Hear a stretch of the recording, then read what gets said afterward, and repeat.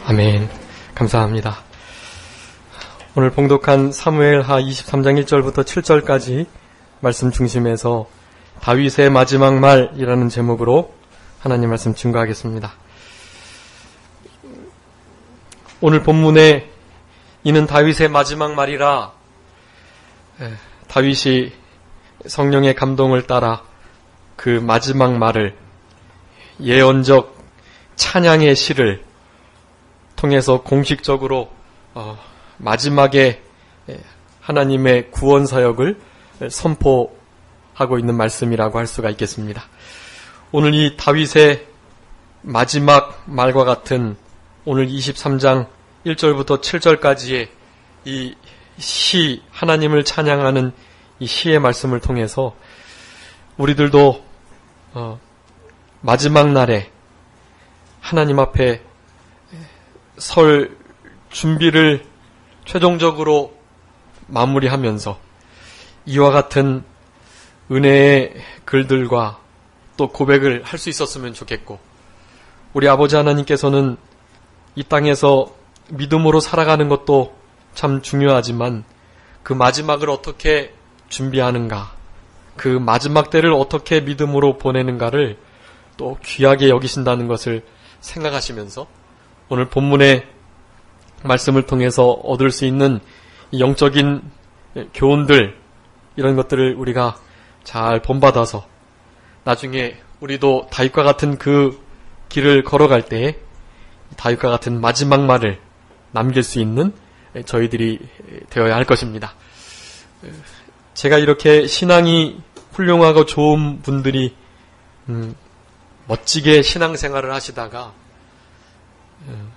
그 마지막에 가서는 그 모든 신앙을 잃어버리고 그렇게 불신자와 다를 바 없는 그런 모습으로 운명을 하는 그런 이들의 모습을 많이 봐왔습니다. 참 안타까운 면이고, 아무쪼록 우리 성도님들은 지금부터 이 죽음을, 임종을 잘 준비하시면서, 그렇게 기도하시면서 마지막 때에도 이와 같은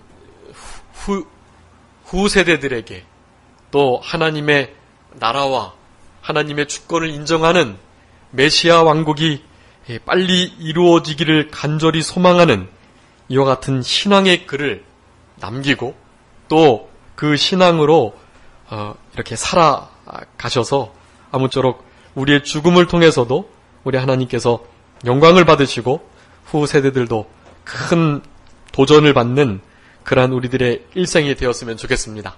오늘 이 마지막 말이라고 하는 이 말씀은 흔히 말하는 그 유언, 그런 것은 아니에요.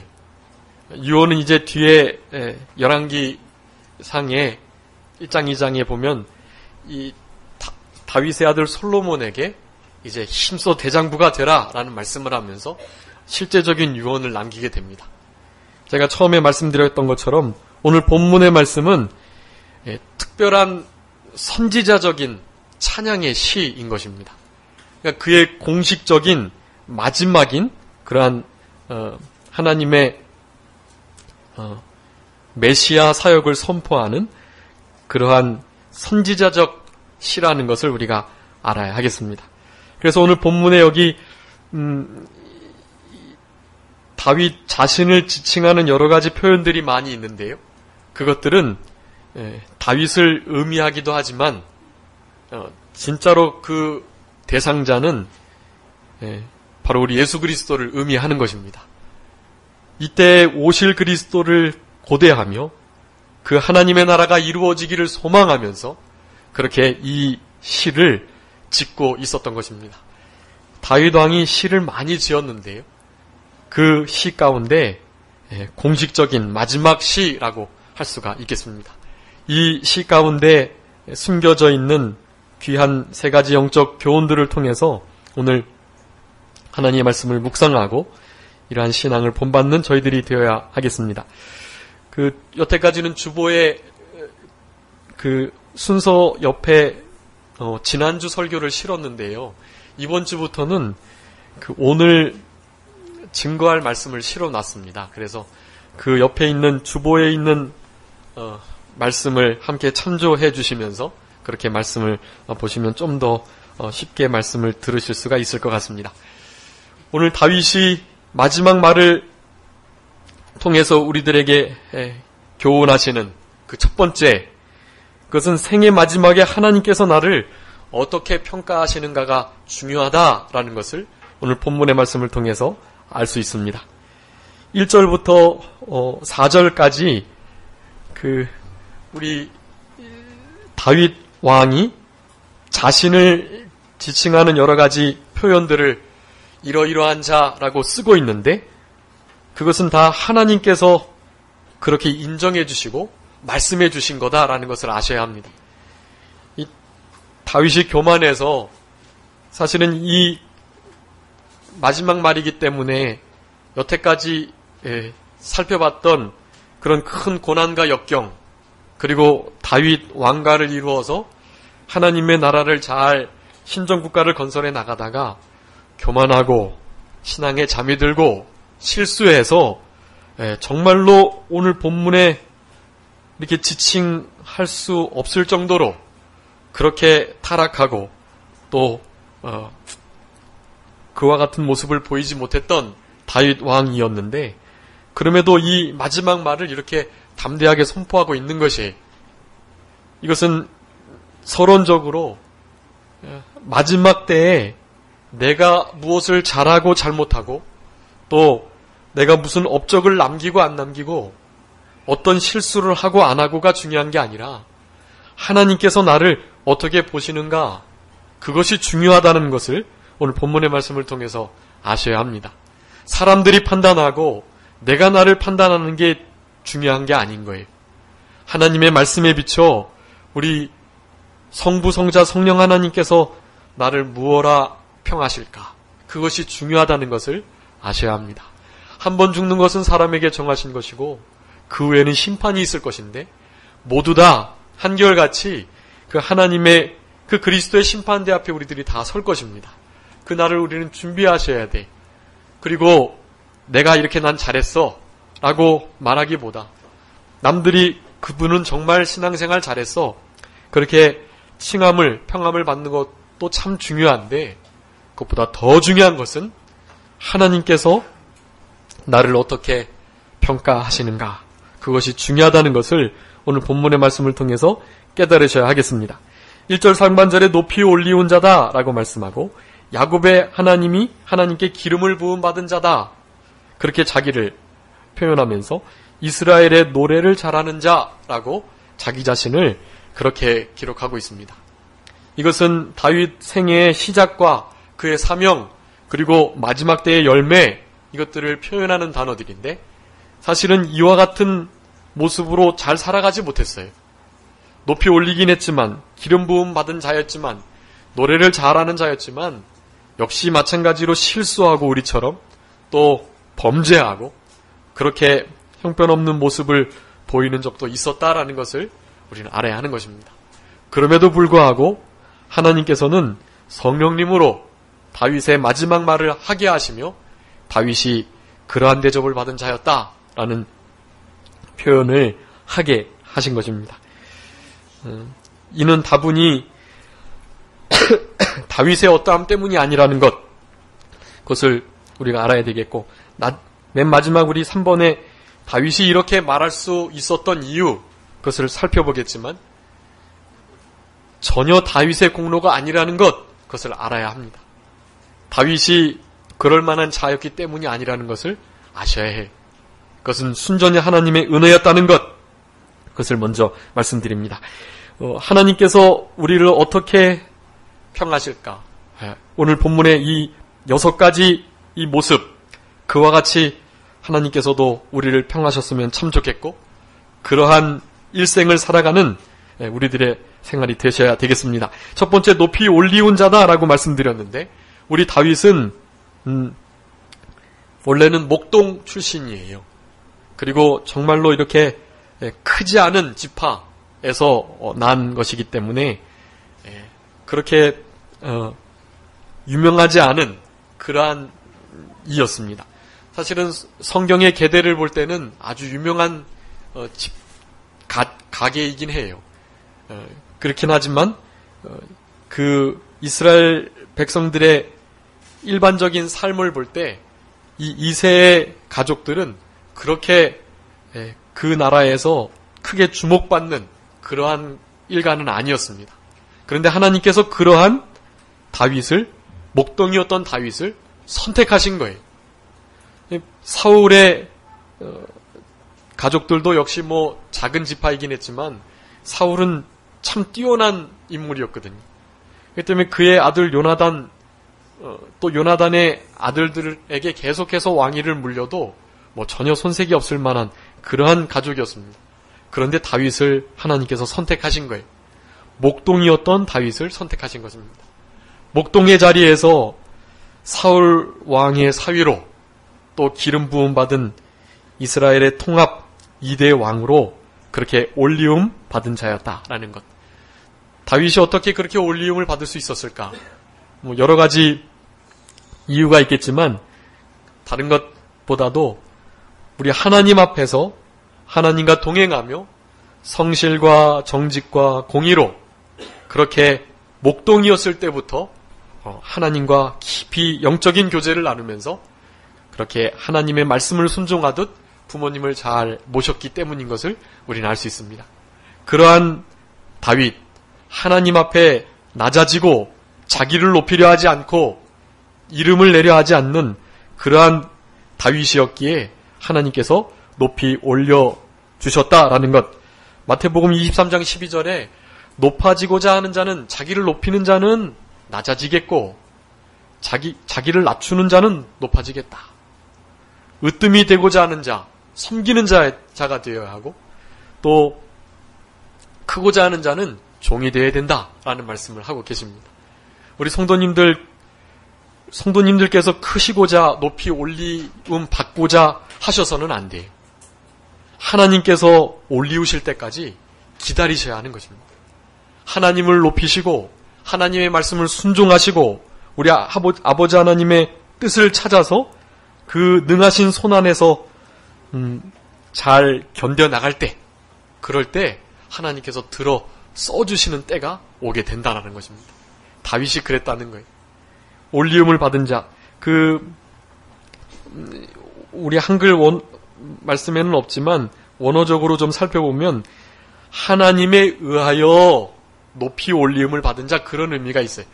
하나님에 의해서 자기가 높아지려고 한 것이 아니라 하나님에 의해서 올리움을 받았다라는 것입니다. 우리 성도님들 겸손한 자를 하나님께서 높여주시고 교만한 자를 대적하신다는 것을 기억하면서 다윗처럼 겸손하게 하나님께서 때가 될 때까지 하나님의 그 때를 기다리시면서 그렇게 이 땅을 살아가는 저희들이 되어야 되겠습니다. 이 올리움을 받는 자와 정반대의 경우가 있었습니다. 그것은 바로 우리 사울 왕의 경우입니다. 사울 왕은 참 처음에는 겸손했는데 자기가 높임을 받고자 했어요. 그래서 하나님을 버리고 하나님의 말씀을 불순종하고 자기의 뜻대로 멋대로 그렇게 하나님을 섬기려 했습니다. 그것은 자기가 높아지려고 했기 때문이에요. 그런 사울 왕은 결국에 하나님 앞에 버리움을 받을 수 없었지만 목동 출신 우리 다윗 왕은 우리 하나님께서 참고 견디게 환난받게 하실 때까지 끝까지 참고 인내해서 결국에 하나님 앞에 높이 올림을 받은 자였다. 우리 이 사무엘 상하의 말씀의 주제가 하나님을 존중히 여기는 자를 하나님께서는 존귀히 여겨주시고 하나님을 무시하고 하나님을 멸시하고 하나님을 버리는 자를 하나님께서 그렇게 대해주신다라는 것이. 그래서 사울의 가족 일가와 다윗의 일가를 비교해서 그렇게 하나님께서 올리우실 때까지 기다리는 자는 결국엔 높아지고 그렇지 않은 자는 낮아지게 되는 것을 우리들에게 교훈해 주고 계시는 것입니다. 사무엘상 2장 30절 말씀, 사무엘상 2장 30절 한번 읽어주시기 바랍니다.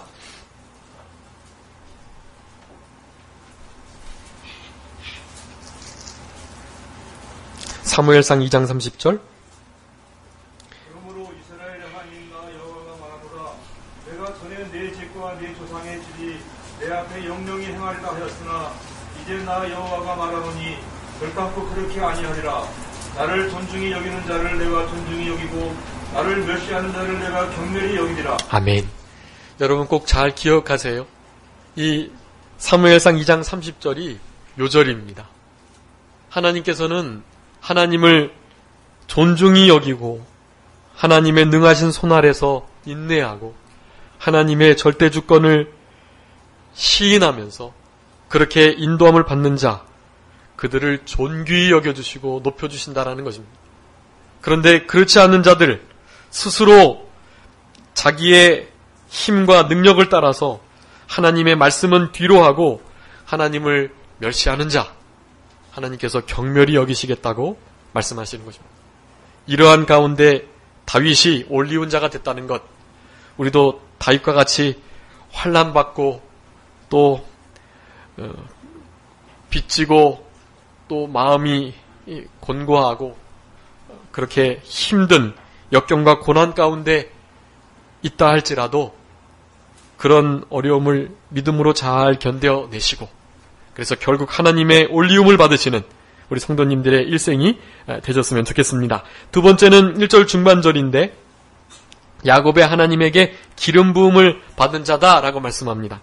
여러분이 야곱의 하나님은 사람을 변화시키는 하나님이시다라는 것을 분명히 증거할 때 이 야곱의 하나님이라는 표현을 씁니다. 야곱은 어떤 자였습니까? 형님의 뒤꿈치를 잡고 형님의 장자의 명분을 거짓말로 빼앗고 그렇게 쫓겨다녔던 그러한 야곱이었어요. 근데 그 야곱을 하나님께서 어떤 이름을 허락해 주셨죠? 이스라엘이라는 이름을 허락해 주셨습니다. 하나님을 붙잡게 하고 하나님과 씨름하게 하고 우리 주님 앞에 매달리게 하고 결국에 그렇게 하나님께서 만드셔서 이스라엘 12지파의 아버지가 되게 해 주셨던 것입니다. 야곱의 하나님이라는 것은 야곱과 같은 비천한 이를 이스라엘과 같은 존귀한 자로 변화시켜 주시는 분이다라는 의미를 갖고 있는 거예요. 그런 야곱의 하나님으로부터 기름 부음을 받은 자다라고 말씀합니다. 우리 다윗 왕이 사무엘상 16장 13절에 사무엘이 하나님을 무시하고 말씀을 멸시해서 하나님을 버리니까 하나님께서 마음의 합한 자를 찾으시다가 다윗을 보시고 다윗에게 기름을 부으라고 사무엘을 보내셔서 기름 부음을 받습니다. 그렇게 기름 부음을 받았을 그때 사무엘상 16장 13절에 보면 그가 기름 부음을 받은 다음부터 여호와의 신에 크게 감동했다라고 말씀하고 그 이후로부터 다윗이 얼마나 험난하고 어려운 길을 믿음으로 잘 통과하는지를 성경에서 기록하고 있는 것입니다. 이 기름 부음 받은 자, 이것은 구약시대 때 세 직분에게 기름 부음을 하는데 왕과 제사장과 선지자, 이 세 직분에게 기름 부음을 받습니다. 근데 이 기름 부음을 받는다라는 것은 원래 여기 본문의 히브리어로 메시아흐라는 건 메시아흐. 그게 우리가 많이 들어본 단어죠. 거기서 메시아가 나온 거예요. 기름을 붓다, 메시아흐 이건데 거기서부터 메시아, 기름 부음을 받은 자, 즉 구원자, 그리스도라는 표현이 나오게 된 것입니다. 이 다윗이 그래서 예수 그리스도를 예표하는 자이고 다윗의 계대로부터 예수 그리스도께서 탄생하게 되신 것입니다. 기름 부음 받은 자답게 힘써 살아가려고 노력했던 다윗이었던 것을 우리는 알 수 있습니다. 이것은 성령님의 충만함을 받은 그러한 다윗의 모습을 묘사하고 있는 것인데 이것은 다윗의 힘이 아니었다. 야곱의 하나님이 기름 부어주셨기 때문에 가능한 일이다라는 것을 아셔야 합니다. 다윗이 잘해서 그렇게 기름 부음 받은 게 아니라는 거예요. 사람을 변화시키고 변화하셔서 사용하시는 하나님의 전적인 은혜라는 것을 우리는 알아야 하는 것입니다. 세 번째는 이스라엘의 노래를 잘하는 자다라고 말씀합니다. 이 이스라엘 노래 잘하는 자는 한마디로 말씀드리면 찬양하는 자라는 뜻이에요. 하나님을 높이는 자, 예배를 기뻐하는 자, 그리고 다윗이 얼마나 성전 짓기를 사모했어요. 사무엘하 7장에 나오는데 성전을 너무나 짓고 싶었습니다. 그런데 하나님께서 허락하시지 않으시고 대신 다윗에게 영원한 언약을 허락하시고 그 아들 솔로몬 때 성전을 짓게 하겠다라는 말씀을 하시고 내가 너를 인하여 영영한 언약을 세워 이 다윗의 위가 영원토록 경고케 하시겠다라는 위대한 언약의 말씀을 다윗에게 주셨던 것입니다. 그렇게 하나님을 사랑하고 하나님 앞에 예배하고 찬송하기를 기뻐하는 자, 그런 자들을 하나님이 원하시는 거고 그런 일생을 살아갈 때 그럴 때 하나님께서 잘했다, 나중에 인정해 주시고 칭찬을 해 주신다는 것을 아셔야 하겠습니다. 다윗이 위대한 시가 참 많지만 오늘 본문의 이 말씀의 시가 참 좋은 시예요. 왜냐하면 하나님께서 보실 때 나를 이렇게 보시는구나를 너무나 분명하게 드러낸 시이기 때문에 그렇습니다. 아무쪼록 우리 성도님들도 이렇게 높이 올리온 자가, 야곱의 하나님께 기름 부음을 받은 자가, 이스라엘의 노래 잘하는 자들이 되셔서 하나님의 성전에 거하시기를 기뻐하시고 또 우리도 기름 부음 받은 자와 다름이 없습니다. 우리 성도님들을 크리스찬이라고 말하는데 그 크리스찬이 그리스도인이란 뜻이고 바로 그리스도답게 작은 그리스도로 그리스도께 속한 자로 기름 부음 받은 자로 살아가라는 뜻인 거예요. 그러니까 그런 생활들을 하셔야 하는 것입니다. 그리고 하나님께서 됐다 인정하실 때까지 어렵고 힘들더라도 잘 참고 견디시고 인내하시는, 그래서 하나님께서 높이실 때까지 잘 참고 견디시는 우리 성도님들이 되셔야 하는 것입니다. 그러면서 3절 말씀에 보면 이스라엘의 하나님이 말씀하신다라고 하시면서 이스라엘의 바위가 내게 이르신다. 이 바위는 피난처 되시고 우리의 구원이 되시는 그러한 하나님을 바위라고 표현을 하는 것입니다. 바위와 같이 신실하게 하나님을 잘 의지했던 우리 다윗이었던 것입니다. 그런 하나님께서 분명히 이와 같이 이르셨다라고 말씀하면서 이제 계속해서 하나님께서 다윗을 어떻게 보시는가를 말씀하고 계십니다. 4번에 사람을 공의로 다스리는 자 표현하고 또 하나님을 경외함으로 다스리는 자 이렇게 표현을 하면서 이 4절에 보면 저는 돋는 해 아침빛 같다. 두 번째는 구름 없는 아침 같다. 마지막으로 비후의 광선으로 땅에서 움이 돋는 새 풀 같다 라고 표현을 합니다. 다윗의 어두운 면, 실수한 면을 볼 때 결코 이런 칭호를 받을 만한 자가 아니에요. 우리들이 너무나 잘 아시겠지만 이 표현이 얼마나 다윗에게 잘 맞지 않는지를 우리가 한 번만 더 되새김해보면 다윗이 잘한 일이 너무나 많지만 이제 우리 24장에서 인구를 조사하는 그런 교만을 한 경우도 있었고 가장 큰 실수라고 한다면 충성된 신하 우리아 장군의 아내 바세바를 취한 것이라고 할 수가 있습니다. 그것은 어떻게 해도 그 큰 죄악을 해결할 방법이 없어요. 왕의 자리에서부터 물러나야 할 그런 아주 크나큰 죄악입니다. 그렇게 간음을 행한 것뿐만 아니라 그것을 숨기려고 거짓말을 하고 또 술수를 쓰고 결국에는 그것이 먹히지 않는 충성스러운 신하인지라 그 신하를 전쟁터 가장 극렬히 싸우는 것에 내몰고 그래서 그곳에서 우리아 장군을 죽게 하는, 사실은 살인을 청부하는 그런 너무나 큰 죄악을 범했던 거예요. 그런 이가 어떻게 오늘 본문과 같이 기름 부음 받은 자라고 할 수가 있겠으며 높이 올리온 자, 노래를 잘하는, 찬양을 잘하는 자다울 수가 있겠어요. 어떻게 공의로 다스리고 경외함으로 다스리는 왕이 될 수가 있겠어요. 아침빛 같을 수 없고 구름 없는 아침 같을 수 없고 광선을 맞아서 땅에서 힘있게 생명력 있게 움돋는 새 풀 같을 수가 없는 것입니다. 그런데 그렇게 하나님은 말씀해주고 계시는 거예요. 그 2절에 여호와의 신나를 빙자하여 말씀하시며 그 말씀이 내 혀에 있다 라고 말하면서 그건 자기 말이 아니라는 거예요. 하나님께서 그렇게 여겨주시고 나를 그렇게 봐주신다고 그렇게 신적 권위를 가지고 말씀하고 있는 것입니다. 여러분, 이것이 참 중요한 거예요. 사람들이 나를 어떻게 평가하는가, 다른 사람들이 나를 어떻게 평가하는가, 그것 참 중요한 부분이긴 합니다. 그렇지만 더 중요한 것은 누가 나를 보는 것이 더 중요하다고요?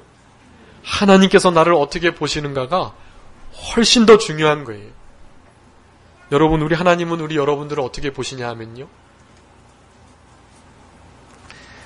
비록 실수하고 연약하고 넘어져도 그래도 어떻게 보시냐 하면 하나님의 하나밖에 없는 아들을 이 땅에 보내셔서 십자가의 화목제물로 내어주시기까지 우리들을 사랑하는 그러한 사랑의 대상자로 보신다라는 것입니다. 여러분, 그것을 아셔야 돼요. 그리고 그 사랑에 감사감격하시면서 그 사랑에 보답하는 삶을 살아가셔야 돼요. 그런 은혜를 아는 자, 또 하나님께서 나를 어떻게 보시는가를 깨닫는 자, 그런 자들이 사실은 다윗과 같은 이 마지막 말을 할 수가 있다라는 것, 그것을 우리가 알아야 하겠습니다. 특별히 4절에 나오는 돋는 해, 아침빛, 구름 없는 아침, 또 땅에서 우미 돋는 새풀, 이것은 너무나 분명하게 예수 그리스도를 의미하는 단어들입니다. 예수 그리스도께서 사실은 그렇게 하실 수 있다는 거예요. 다윗도 그렇게 하려고 노력했고, 또 이 글을 보고 있는 이제 후대 왕이 될 솔로몬도 그렇게 정치하기를 바라는 마음으로 이 글을 쓰고 있지만, 그렇지만 이 글은 먼 후에 오게 되실 바로 우리 예수 그리스도, 그 그리스도의 메시아 왕국을 표현하는 단어들이다라는 것입니다. 그러니까 지금은 비록 어두움이 있고 구름이 낀 것 같고 또 새벽 흑암이 깊고 직사광선을 맞아서 풀이 새롭게 돋는 것이 아니라 마치 다 말라 비틀어져 가는 것처럼 보일지라도, 그럴지라도 우리에게 소망이 있는 것이, 초림 예수님이 이 땅에 오셔서 이 예언의 말씀이 이미 이루어졌고, 이 말씀은 이제 다시 오실 예수님 그 재림의 구속 사역을 통해서 우리들에게 온전하게 이루어 주실 것입니다. 그날을 우리는 소망하며 살아가야 돼. 그런 소망이 있을 때 하나님께서 우리들을 그러한 자로 보신다라는 것입니다. 아무쪼록 우리 가운데 이 돋는 해 아침빛과 같은, 구름 없는 아침과 같은 그런 새풀과 같은 생명력 있는 신앙이 우리들에게 있었으면 좋겠습니다. 이제 태풍 고니가 지나가고 난 다음에 지난주 이렇게 산에 올라갔었는데 얼마나 구름 한 점 없이 청명하고 맑은지 몰라요. 근데 그런 세계가 이제 정말로 올 것입니다. 우리 예수님의 재림하실 때 이루어질 것이 그 일이. 그러니까 그날을 소망하면서 이 어두움의 때를, 비가 내리고 창수가 나고 바람이 불고 이런 어려움의 때를 믿음으로, 다윗과 같은 믿음으로 잘 생활하시는 우리 성도님들이 되셨으면 좋겠습니다. 두 번째는 영원한 언약을 기억하며 하나님의 나라가 이루어지기를 소망해야 한다라는 것을 오늘 다윗의 이 마지막의 말씀을 통해서 깨달을 수가 있습니다. 영원한 언약을 기억하고 나라가 이루어지기를 소망하는 것이 이 본문 다윗의 마지막의 시의 가장 핵심적인 부분이에요. 자기가 어떠함을 지금 드러내는 것이 아닙니다. 유언을 남겨서 솔로몬 왕에게 더 정치를 잘하도록 하기 위해서 지금 이 글을 쓰고 있는 게 아니. 이 글은요, 다분히 하나님의 그 영원하신 기약, 사무엘 선지자와 나단 선지자를 통해서 다윗에게 하셨던 그 언약의 말씀을 다시 한번 되새김질하고 그 언약의 말씀이 이루어지기를 간절히 바라고 소망하는 다윗의 굳은 선지자적 마지막의 사역의 시와 같은 것이 본문의 말씀이라는 것을 우리는 알아야 하는 것입니다. 그 5절 말씀에 보면 내 집이 하나님 앞에 이같지 아니하냐라고 말하는데 그 6가지의 하나님께서 보시는 그와 같은 이라는 뜻이에요. 근데 이 본문의 말씀은 양보절, 그러니까 그와 같지 않을지라도 라고 해석할 수도 있고요. 오늘 본문에 기록된 것처럼 반어절, 반어법으로 이와 같지 아니하냐, 이와 같다라는 것이 하나님께서 그와 같이 여겨주셨다라고 말씀하는 것입니다. 그런데 이 양보절과 같은 말씀으로 해석할 수가 있는데, 내 집이 하나님 앞에 이와 같지 아니할지라도 그렇게 사실은 표현되기도 합니다. 그래서 오늘 그 주보에 제가 그렇게 실었어요. 5절에 다윗의 집이 하나님 앞에 이같지 않을지라도, 그것입니다. 다윗은 실제적으로 그와 같이 살아가지 못했고 실수했어요. 그렇지만 그렇게 살아가지 못했다 할지라도, 그렇지만 그렇게 여겨주신다는 거예요. 그렇게 여겨주시면서 그 세 가지의 하나님의 일들을 해주셨던 것입니다. 이 영원한 언약을 세워주시고, 그 영원한 언약으로 말미암아 두 가지 결과, 만사에 구비하고 경고케 해주시는, 또 모든 구원과 소원을 이루어주시는 그런 하나님이신 것을 말씀하고 계시는 것입니다. 여기 영원한 언약이 중요한데요. 사무엘하 7장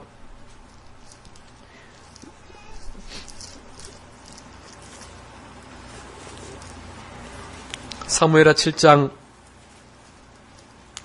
9절부터 13절 한번 읽어주시기 바랍니다. 사무엘의 7장 9절로 13절. 내가 어디를 가든지 내가 너와 함께 있어 내 모든 대적을 네 앞에서 멸하였은즉 세상에서 존귀한 자의 이름같이 내 이름을 존귀케 만들어 주리라. 내가 또 내 백성 이스라엘을 위하여 한 곳을 정하여 저희를 심고 저희로 자기 곳에 거하여 다시 옮기지 않게 하며 악한 유로전과 같이 저희를 해하지 못하게 하여 전에 내가 사사를 명하여 내 백성 이스라엘을 다스리던 때와 같지 않게 하고 너를 모든 대적에게서 벗어나 평안케 하리라. 여호와가 또 내게 이르노니 여호와가 너를 위하여 집을 이루고 내 수완이 차서 내 조상들과 함께 살 때에 내가 네 몸에서 날 자식을 내 뒤에 세워 그 나라를 경복케 하리라. 저는 내 이름을 위하여 집을 건축할 것이요 나는 그 나라 위를 영원히 경복케 하리라. 아멘. 13절 말씀, 저는 내 이름을 위하여 집을 건축하고 그 나라를 위하여 영원히 경복케 하겠다라고 말씀합니다. 이 사울의 일가가 다윗의 일가로 인하여 이제 무너지고, 다윗의 일가가 이런 하나님의 큰 은혜를 받고 영원토록 그 계대를 이어가겠다라고 말씀하는 것인데, 이것이 실제적인 혈통의 문제였다면 이스라엘 나라가 그렇게 망하면 안 되고 다윗의 혈통이 계속해서 왕을 했었어야 합니다.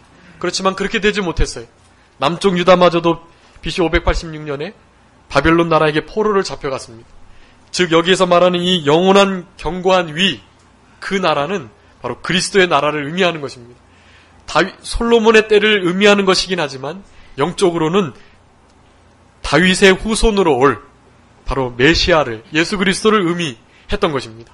그 위를 경고케 하시겠다는 이 약속의 말씀이 영영이 견고한 언약이에요.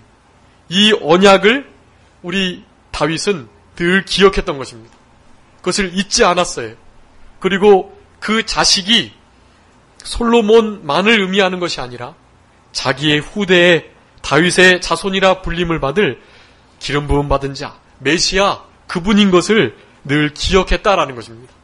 그런 약속의 말씀을 흔들리지 않고 견고히 신실하게 믿을 때, 그럴 때 우리 하나님께서는 그의 삶을 가리켜 잘했다.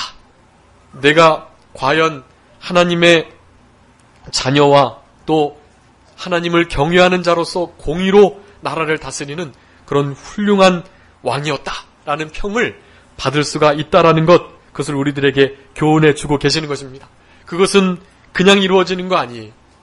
역시 마찬가지로 하나님께서 그와 같이 여겨주셔야만 하는 것이고, 그 언약의 말씀을 쌍방간에 하는 것이 아니라 우리는 대등해서 그 언약을 맺을 수가 없어요. 그 언약의 말씀을, 언약을 그냥 맺어 주신 것입니다. 일방적인 언약이에요. 이 계약은 우리가 대등해서 그렇게 할 수 있을 만해서 맺어 주신 게 아니에요. 그냥 그렇게 여겨주겠다라고 말씀하신 것입니다. 그런 약속의 말씀을, 은혜의 말씀을 늘 잊지 않고 기억하며 살아가는 우리들이 될 때, 그럴 때 하나님께서 모든 것을 구비해 주시고 견고케 흔들리지 않게 해주시고 구원과 소원을 이루어 주신다라는 것입니다. 근데 여기 이루어 주신다라는 것이 중요한데 단번에 한 번에 해주시는 게 아니라는 거예요. 점차적으로 그렇게 해주시는 거예요. 지금도 폐역한 세대 가운데 살아가고 있잖아요, 우리가.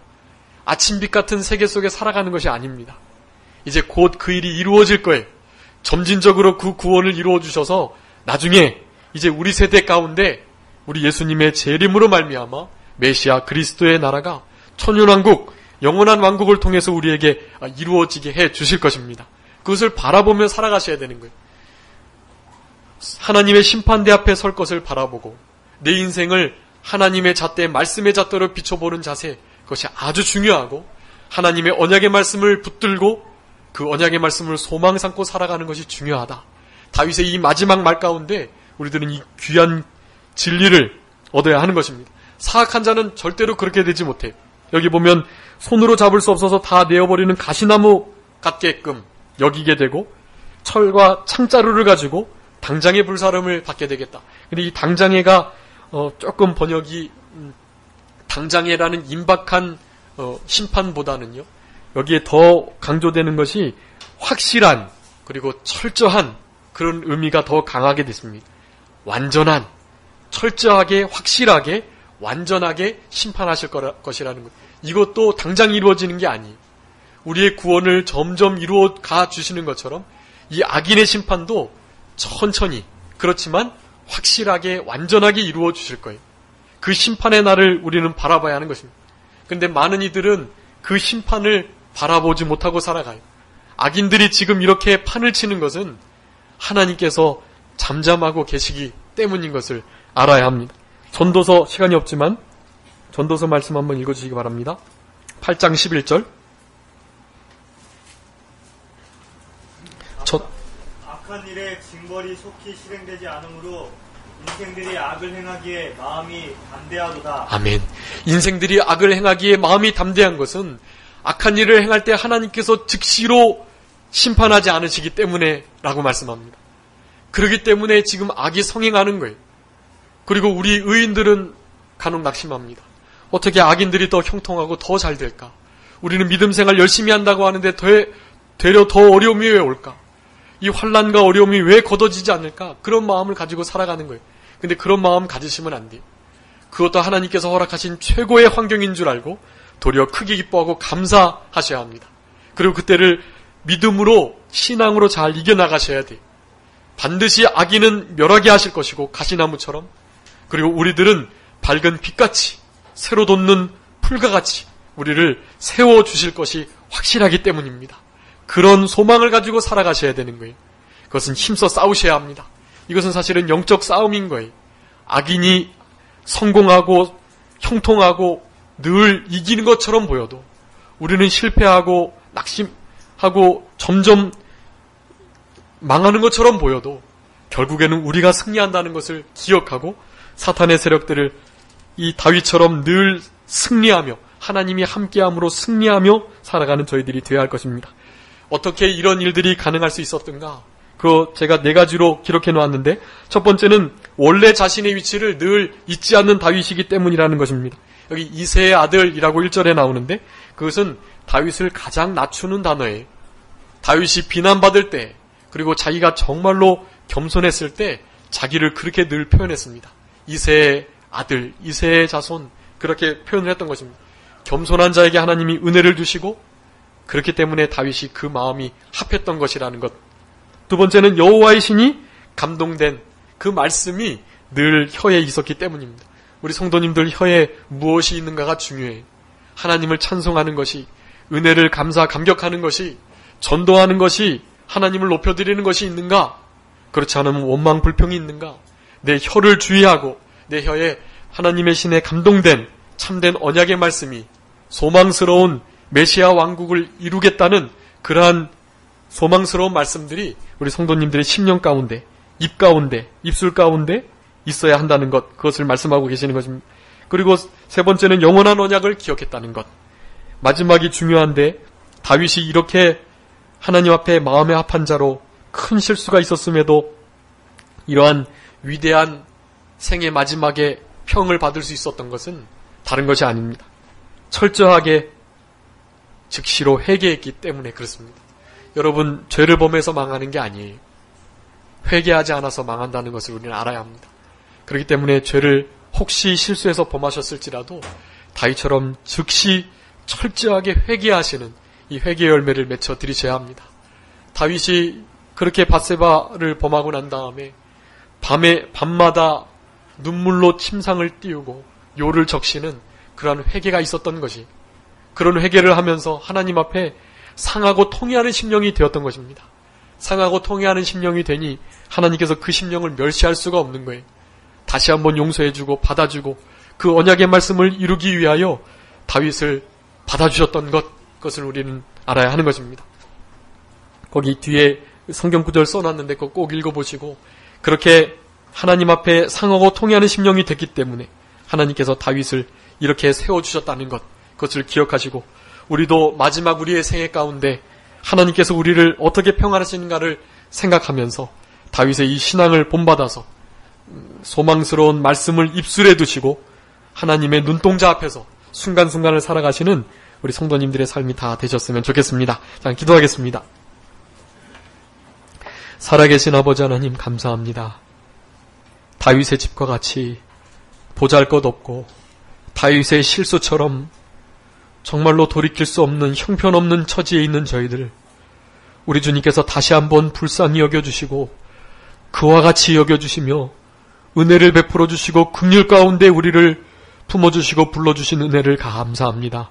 이제는 주님이 우리를 사랑하신 것만큼 우리도 주님을 사랑하며 살아갈 수 있도록 주님 도와주시고, 마지막 생에 우리 주님께서 우리를 어떻게 평하실까를 주의하며 그것에 마음을 두며 하나님의 영원한 언약을 기억하고 하나님의 나라가 이루어지기를 소망하며 살아가는 우리들이 되게 하여 주시옵소서. 성령 충만케 하시고 특별히 죄를 범했을지라도 즉시로 철저히 회개하는 우리들이 되게 하여 주셔서 우리들의 연약함을 드러내고 하나님 앞에 낮은 마음, 겸손한 마음, 상하고 통회하는 심령으로 늘 주님 앞에 나아가는 우리들의 생활이 되게 하여 주시옵소서. 사랑하는 주의 권속들에게 다윗의 마지막 말과 같은 귀한 신앙의 결단이 있도록, 그러한 신앙의 마지막 말을 할 수 있도록 주님께서 늘 은혜 베풀어 주시고 은총 베풀어 주시기를 간절히 바라옵고 감사하오며 예수 그리스도의 이름으로 기도 올리옵나이다.